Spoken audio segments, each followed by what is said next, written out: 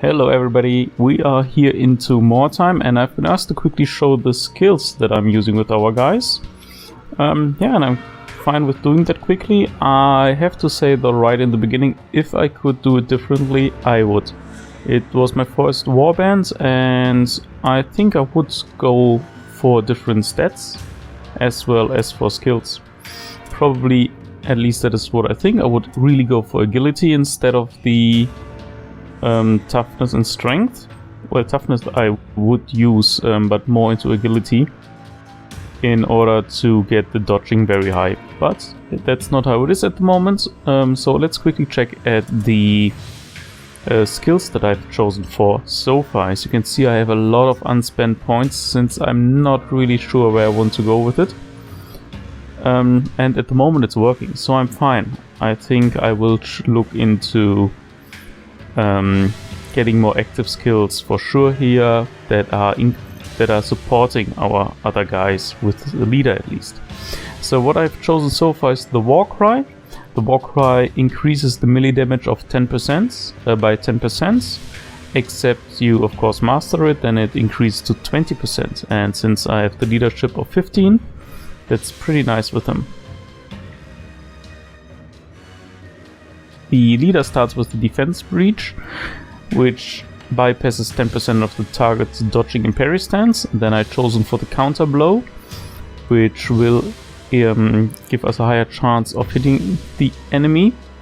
It's at, well, because I'm so low on agility, it's only at 15%. If you master it, it goes to 30%. I've chosen for the knowledge tactics in order to increase the dodge and parry that we have, and since I'm also pretty high in intelligence, it increases it now by 15%. The flash parry for increased parry, and it is a weapon skill. And yeah, I haven't mastered it so far, I still need to do these things, so there will a lot of my points going for. And as soon as I've mastered it, it will be at 15%. Well, with Gingerbread, he joined a little bit later as leader. I chose for the agility. As you can see, it's quite higher than it is with our Gordon Redsay, and with him I already took the support skills like order to grant an attack, a free attack for one of our guys, the hamstring to reduce the enemy's strategy points, and the guidance. So for our Red Ogre, that he will be able to move actually every turn. Since he has only 2 points left, he's just level 4 as you can see on the top left. He just has the defense breach as well. With Kairatieri, as you can see, I also here have not mastered any of the things, even though I really have enough points. This will follow soon. I have the crippling shot to reduce the enemy's offense points, as well as the entrench, which is basically a better overwatch. Then the hero Night Runner has the ability from the beginning of fleet-footed, which is increasing the range that we can walk after leap, jump down or something like that.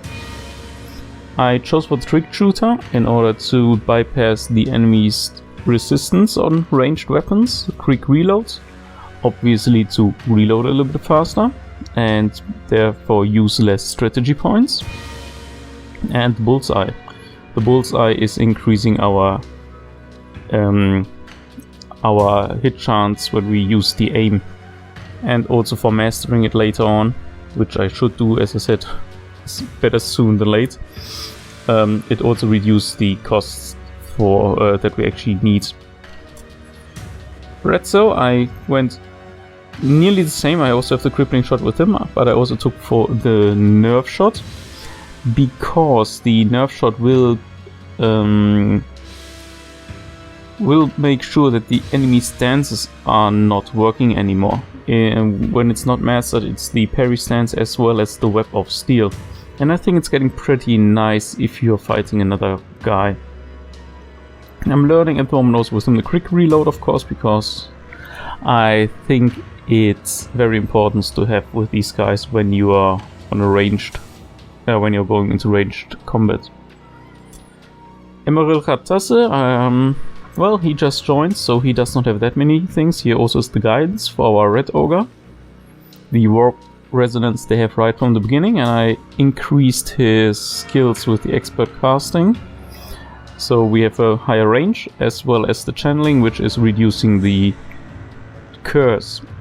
For spells, I've chosen, well, the wither they have from the beginning, but I also chose for the warp lightning. Actually, I'm not sure if they have the wither or if I've chosen for it. I can't remember, but well. And also we have the warp lightning, which is just causing damage, hopefully when it hits. And here it's getting, well, I can't check on him, so I have to skip him since he's injured. With these guys, it's going to be very, very similar. Active skills I have none so far with Gratien Jr., but I'm pretty sure that I will go for something like, no, let's quickly go for it. One of the charges that I will increase, or also use here the strong blow. The overpower, I'm not so sure about that, since I cannot reach the 15 strength to master it, and a minus 40% hit chance is just a little bit too much in my opinion. But with everybody who's wearing a shield, I go for the shield specialist. It's increasing our melee resistance and parry chance by 5%. Later on by 10%, which is pretty useful.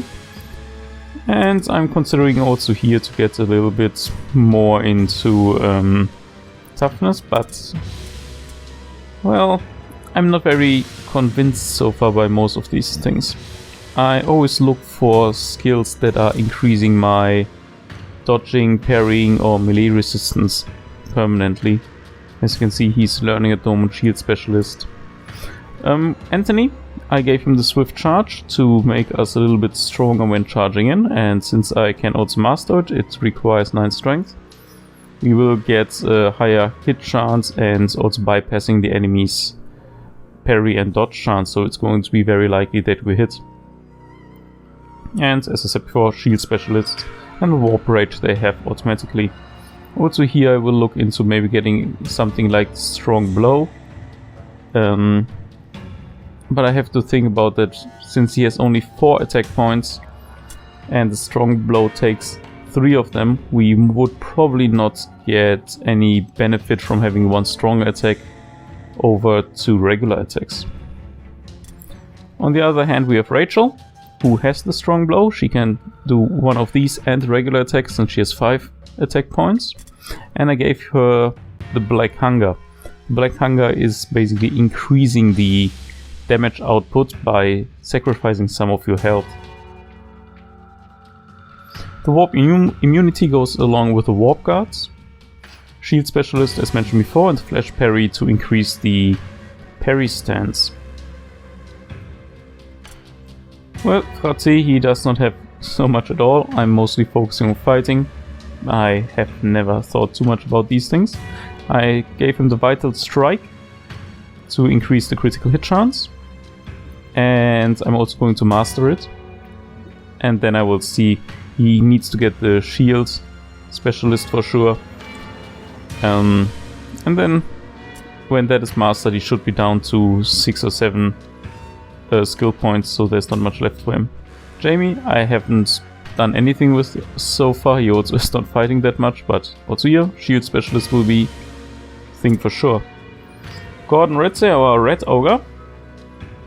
So far he has also the Black Hunger. I think it's very useful for him since he has a lot of hit points, and if you want to really take somebody out, you just go ahead and bash him. And the Strong Blow. He has 9 attack points, so he also can do 3 regular attacks and the Strong Blow itself. For passive skills, the Fear, I think that's self-explanatory, it comes automatically. And we have the Avoid to increase the dodge chance. I'm not sure if I'm going to master it with him, since he has already 95% dodge, and I don't think it would add anything anymore. I doubt highly that I can get above that. Furthermore, I though will look into increasing his damage output by giving him some specialties, as well as increasing, well, as many stats as possible from his side. The swift counter I will give him for sure at some point, so we can continuously counter-attack the enemy. Well, not continuously, but on a rather regular base. Also, there is then the counter-attack stand, where I don't know where it is at the moment. I would need to check, and I think it is here. That we get the increased hit chance, and there's also one where the cost of the counter-attack is reduced. I would need to check though now where it is exactly. But yeah, these are going to be my skills for the Red Ogre. Now, and that was it for this part. If you don't know if you want to master a stand, you need to click on it one more time and choose for it and spend quite some money and also double amount of skill points. And I don't know if everybody's aware of that. Well, if you go to the veteran system, you can also spend skill points on your veteran, which is increasing the skills here of your whole warband. I've chosen for the explorer, which gives us a 20% chance, because I mastered it, to find higher quality missions, and also reduce the costs for scouting for new areas by 20%. I gave him the commander, just to reduce a little bit the costs for the upkeep. Not necessarily, let's say not that necessary, since as you can see I have quite some money and it's not that important, I think. Furthermore, the contact for the armorer's apprentice, which gives us a 10% chance, since also when you master it, 10% chance to receive a helmet or a shield on a daily base. And the scholar to reduce the costs of trainings. And then also the merchant, which is giving us the chance for sales events during the market rotation. So far I can't remember that it triggered, but well, maybe it does, and then I will see what it gives us. Well, anyhow, let's quickly stick to the veteran system. You see here all the tasks that you need to complete. I already completed 101 of the 147 possibilities.